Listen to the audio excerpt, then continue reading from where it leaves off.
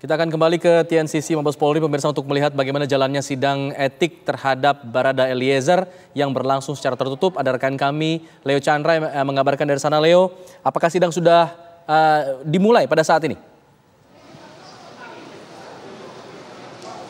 Baik, Alfa dan juga pemirsa, sidang baru saja dimulai di gedung TNCC Mabes Polri Jakarta dan sidang ini dilakukan secara tertutup. Dan sidang kode etik ini dilakukan atas terdakwa Richard Eliezer yang dimana menurut keterangan dari Ahmad Ramadan, Brigjen Pol Ahmad Ramadan ini mengatakan bahwasannya sidang akan dihadiri oleh 8 orang saksi dan terbagi atas 3 yaitu ketua, kemudian wakil dan juga ada anggota sidang. Dan kemudian nanti sidang ini baru saja dimulai. Untuk awak media serta wartawan itu tidak diperkenankan untuk mengambil gambar dan hanya diperkenankan untuk di belakang, di mana terlihat di belakang saya ini seluruh awak media masih menunggu proses berjalannya sidang etik atas terdakwa Richard Eliezer.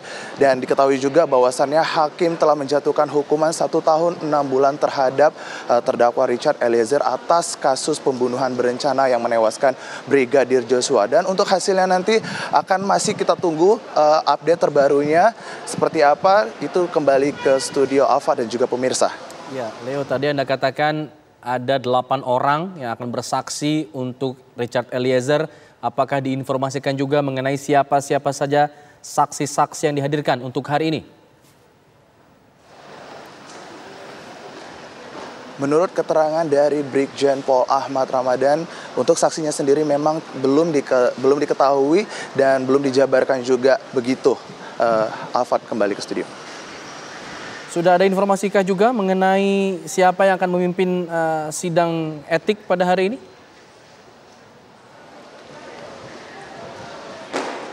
Baik, untuk yang memimpin sidang juga belum dapat informasi, namun saat ini memang kami masih menunggu seluruh awak media karena memang ini sidangnya dilakukan secara tertutup seperti itu. Jadi untuk seluruh awak media memang hanya menunggu saja keterangan dari Brigjen Pol Ahmad Ramadan, seperti itu. Alfat, kembali ke studio. Leo, mungkin Anda bisa gambarkan kepada kami situasi pengamanan di sana. Karena biasanya kalau kita lihat yang sudah berlangsung di Pengadilan Negeri Jakarta Selatan, ini ramai sekali pendukung dari Richard Eliezer. Apakah itu juga terlihat di Mabes Polri? Baik, untuk pengamanan sendiri, Afat, dilihat bahwasannya memang di sini sudah dikerahkan beberapa polisi untuk mengamankan, namun tidak separah dan tidak se-crowded di Pengadilan Negeri Jakarta Selatan, di mana memang di sini tidak terlihat para pendukung dari Richard Eliezer yang kebanyakan yaitu ibu-ibu rumah tangga seperti itu. Dan di sini hanya terlihat awak media serta juga wartawan yang menunggu hasil dari sidang etik Barada Eliezer seperti itu. Dan untuk hasilnya memang kini masih menunggu keterangannya seperti itu.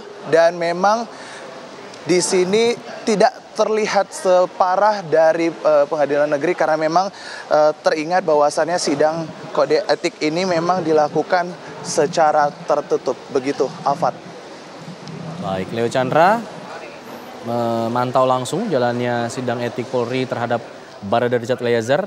Kita akan terus memantau bagaimana jalannya sidang ini dan kita akan mencoba mendiskusikannya bersama dengan penasihat ahli Kapolri. Ada Pak Rianto Sutadi. Pak Rianto, masih bersama kami, Pak? Masih, Pak. Baik, ya, masih. Pak Rianto, kita tahu saat ini juga berlangsung juga nih sidang etik dari Barada Richard Eliezer. Anda melihat bagaimana? Karena ini berbeda nih dengan terdakwa lain di kasus pembunuhan berencana. Yang lain sudah di PTDH-kan dulu, sementara Eliezer belum. Nah, ini Anda melihatnya bagaimana? Ada perbedaan di situ? Ya, saya pikir sangat tepat ya kalau dulu dulu yang udah kelihatan serius banget itu terlibat dalam kasus itu langsung cepat di sidang etik dan kemudian putus dengan keras itu ya. Itu untuk menunjukkan Polri bahwa Polri itu tidak main-main dalam menindak anggota yang melanggar, tidak menutupi gitu. Nah, tapi kalau untuk Eliezer waktu itu, ini sampai sekarang saya juga tidak tahu entah dulu bagaimana kok kemudian waktu itu kan dia kan beritanya kan dia kan tembak menembak gitu ya. Ya. Tapi waktu itu kan masih skenario Pak Sambo bahwa dia itu menembak karena ditembak duluan oleh Yosua, sehingga saat itu mungkin dia diduga tidak terlibat di dalam skenario apa 340 apa 338, karena waktu itu pertama kali yang terjadi itu ramenya adalah percobaan perkosaan, kemudian nggak jadi, kemudian terjadi tembak menembak, sehingga waktu itu Eliezer walaupun dia sebagai penembak tetapi dianggap tidak sebagai suatu pelaku yang utama itu, sehingga waktu itu tidak ditentukan langsung di dalam kode etik gitu. Sedangkan yang lain yang sudah nyata banget gitu ya, Pak Sambo ya kena langsung, kemudian yang lain-lain itu seperti Pak Hendra itu karena obstruksi itu langsung di PTDH termasuk Baikuni dan sebagainya. Nah kalau Eliezer itu untung saja kalau waktu itu tidak di etik, di kode etik. Saya sangat senang karena apa? Karena kan dari putusan etik yang dulu itu kan kelihatannya sekarang kan jadi agak sedikit itu tidak cocok ya dengan hasil daripada sidang yang kemarin itu. Yeah. Kalau untuk Pak Sambo waktu itu di PTDH itu cocok karena hukumannya kan menghukum mati seumur hidup, sehingga waktu itu seandainya dia minta mengundurkan diri pun dia tidak disetujui karena di dalam perkap yang baru itu bunyinya sudah nyatakan bahwa seorang yang di PTDH itu bisa mengundurkan diri kalau tidak diancam hukuman 5 tahun ke atas gitu. Nah kalau untuk Eliezer ini sekarang ini nanti akan bisa kita lihat nanti menurut saya. Itu dalam persidangan kemarin jelas dia. Kalau saya lihat ya itu. Kalau kita lihat dari pelanggaran kode etiknya sendiri si Eliezer itu ya. Satu, dia melaksanakan perintah. Itu taat pada Pak Sambo kan itu. Dan kemudian kenapa kok dia nggak menolak perintah bahwa itu melanggar hukum kan gitu kan. Kan dia kan tidak menolak waktu itu. Dia tidak menolak, tapi kemudian dia tidak kuasa untuk tidak melaksanakan kan gitu, karena di bawah tekanan Pak Sambo gitu. Baik. Dan itu yang terjadi di dalam kehidupan militer ya, polisi. Kalau dia disuruh ya otomatis dia kerjakan saat itu. Dia nggak ada pilihan lain, apalagi waktu itu dalam kondisi yang sangat kritis, dia sendiri sudah nggak bisa berpikir, sehingga dia terpaksa, dan setelah itu dia sangat sangat menyesal sekali kan gitu kan kejadiannya itu gitu. Jadi makanya nanti dalam sidang kode etiknya nanti ya mudah-mudahan ya komisi etiknya itu betul-betul wise ya tuh dilihat bahwa apa yang terjadi sesungguhnya, apakah dia itu sebagai insan polisi ada niat berbuat jelek gitu ya. Dan ada tindakannya yang mencemarkan polisi gitu.